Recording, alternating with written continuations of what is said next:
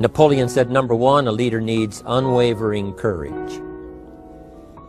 And I don't know if I totally agree with the unwavering part of this or not, because sometimes our courage does waver a little.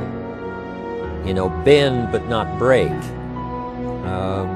You know, courage mounts up, and then sometimes we have the doubts that creep in, and we reach a little deeper to find that courage that overcomes our doubts and our fears.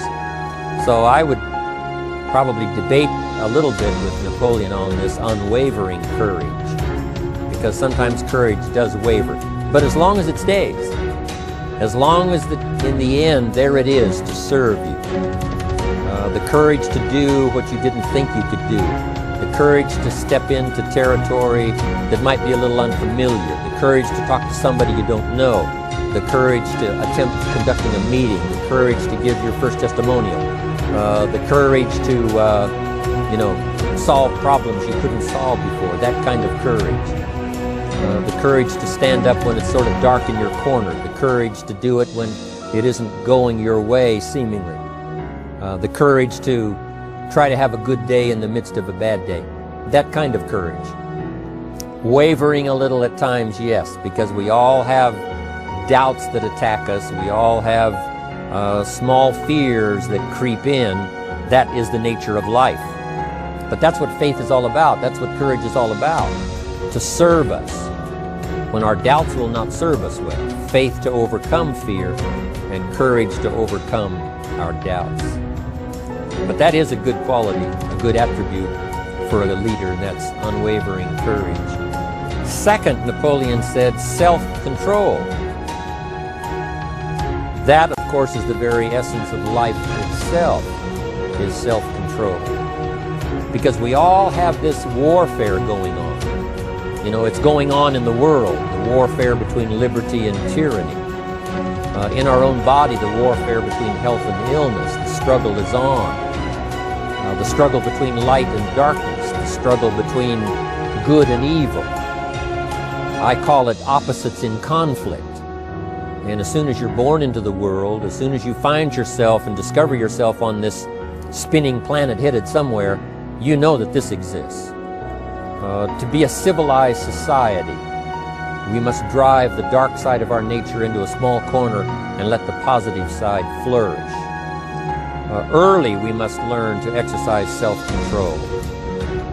Power is a wonderful thing, but it must be exercised properly. It must be exercised to benefit and not to destruction. So self-control is certainly necessary to be a strong leader, so that you can become the best example.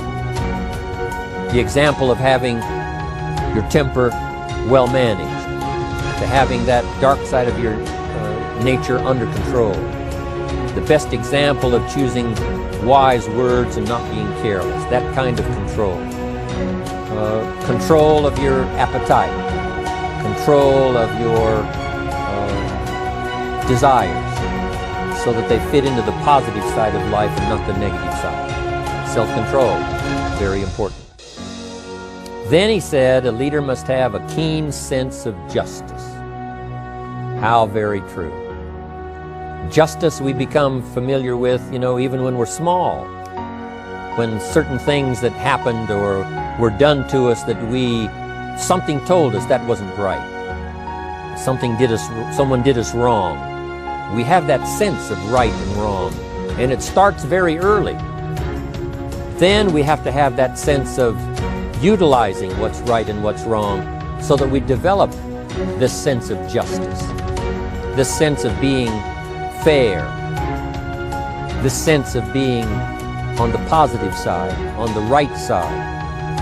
To minimize a person's mistakes, they need to have this sense of justice. We have to have justice when we're building an organization. You know, what's fair, what is a good balance.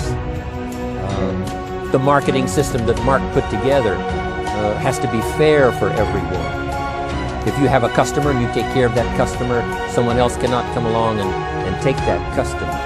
The same is true with the distributor. Certain rules and regulations, so that all of us have a chance to fit within this framework of fairness, justice, and what's right. Otherwise, enterprise cannot work. Otherwise, we have what we call, in a political sense, anarchy, where there is no justice, when might is the order of the day, power is the order of the day, not the law, not the rule, not what's right, but power. And we would all dismiss that. It's been a catastrophe in the last 6,000 years, the governments that resorted to power instead of democracy, that resorted to intimidation instead of freedom. And we all know the terrible toll that that takes. But it takes a toll not only politically in a country or politically around the world, but it takes a toll even in enterprise. It takes a toll in school if a teacher is unfair. It takes a toll in working on a team where someone is unfair, or where the leadership is not fair in the administration of justice. So this is true. A keen sense of justice and what's fair and what's right. Part of this we have to learn as we go. You know, you don't have it all the first year. You haven't got it all the second year, the third year.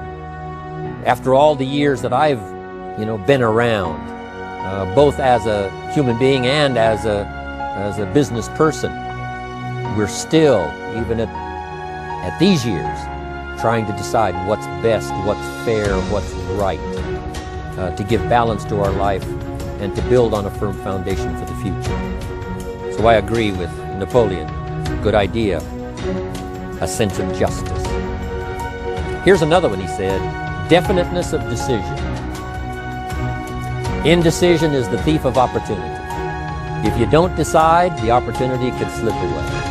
If you don't decide what you're going to do today, the day could get away and you're not very effective. I talked about in my recent travels about time management. And here's one of the best ideas of time management.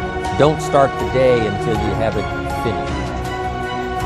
Is it possible to finish the day before you start it? And the answer is yes. If you don't finish it to the best of your ability, have some idea, some good plan, sure enough, the day escapes. And in the morning you say, let's see, what should I do now? In the afternoon you say, hey, time's getting away from me, what should I do now? And now most of the day is lost. Most of the day escapes not being utilized and doesn't work for you simply because you didn't make those decisions early, at the early part of the day. The decisions we make in the early part of our life sometimes last for a lifetime. The early decisions that you make about what you're going to do with your life as far as Herbalife is concerned, those decisions are vitally important. If you neglect them and don't make them, sure enough, the time passes and the opportunity sometimes is diminished, and sometimes you spend a lot of time now catching up simply because you didn't make those early decisions. So it's the decisions at the first of the day, it's the decisions at the early part of the month, it's the decisions at the early part of the year that greatly determines what kind of year you're going to have. The decisions you make in the early days of your marriage, sometimes those are the decisions that affect the marriage for a lifetime. The decisions you make at the first chance you see opportunity, those decisions, what you're going to do with it, how far you're going to take it, what it's going to be meaning to you in the years to come. Those early decisions are vitally important. Then we need decisions to correct poor decisions, to overcome our mistakes. It's possible, of course, for all of us to make unwise decisions. And at the end of 1 year, at the end of 1 week, 1 month, or at the end of a few years, we say, that decision cost me too much. Cost me a lot of time, cost me a lot of money, cost me maybe a good relationship, cost me a chance to be productive. But as long as you're alive, there's still a chance to use new decision power to correct the mistakes of decisions that were bad in the past. All of us have the opportunity to do that, but I think Napoleon was right here too. You've got to be definite in making decisions so that the opportunity doesn't pass you by. Take advantage. Here's the next one. Napoleon Hill said, a good leader has definite plans. How important that is. And of all the years, I think, to cash in on Herbalife's momentum and make some plans for the future, this has got to be one of the greatest years. Herbalife in these 18 years now has created some incredible momentum, not only in opening up the countries, but momentum in the refinement of our marketing, momentum in developing new products, momentum in developing our support system. The key is now for you to make plans to ride on that momentum. Herbalife is like the tide that comes in, and the rising tide lifts all the ships if they're in the water. If your ship and your boat is not in the water, even though the tide comes in that would lift all the ships, if yours is not in the water, then it doesn't benefit you. So here's what you should do. Have the same intensity to make your plans for the future as Mark Hughes has. As the President's Team, Chairman's Club especially, make the plans for the Herbalife Company future, you've got to now make your plans. Don't let this momentum pass you by. Don't let this momentum go uncashed in on. Don't let it be like a lost cause for you.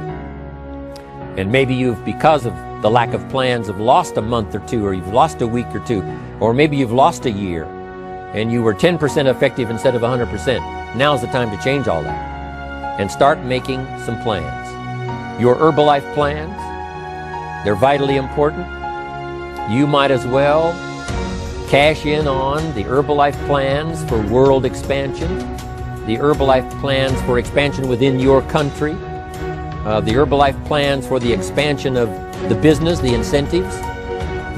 Cash in on that, capture that, and say, I've got to have some plans that match Herbalife. Not necessarily match Herbalife in numbers, but that can match Herbalife in momentum, that can match Herbalife in cashing in on the opportunity, your plan for Herbalife expansion. You got to have some plans for your family, right? You got to take your family along, don't leave them out.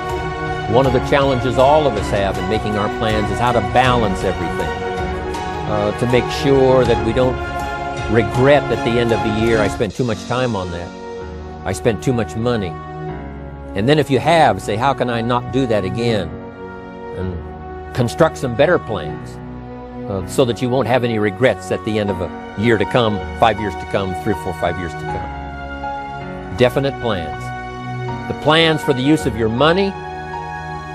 One thing I've admired about Mark Hughes since I've met him all those years ago, once he started becoming successful, he had a splendid plan, not only for his personal success in terms of financial security, but in terms of the company. Because Mark has to look after the company and make sure that the company is secure.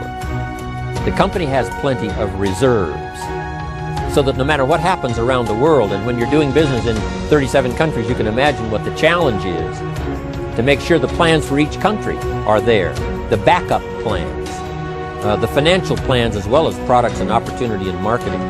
It is a challenge beyond comprehension to most of us what kind of planning that takes in terms of trying to make Herbalife secure for the future.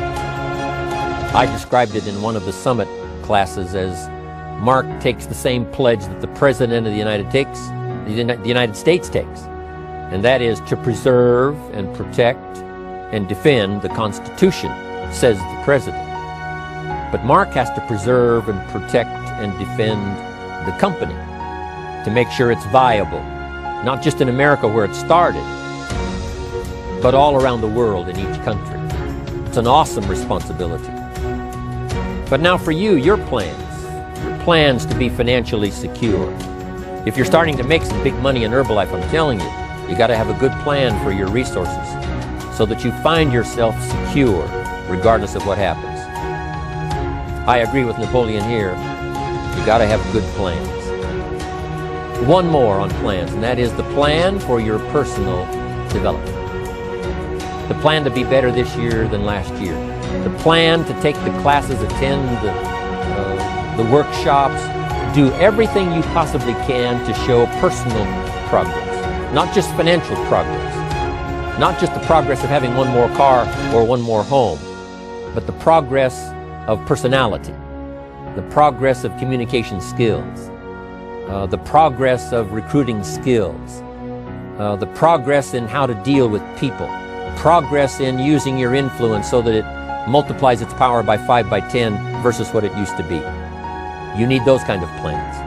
A plan for personal growth, personal development. A plan to be all that you can possibly be in the years to come as you develop your Herbalife business and your life business and your family business, all of that. Got to have good plans.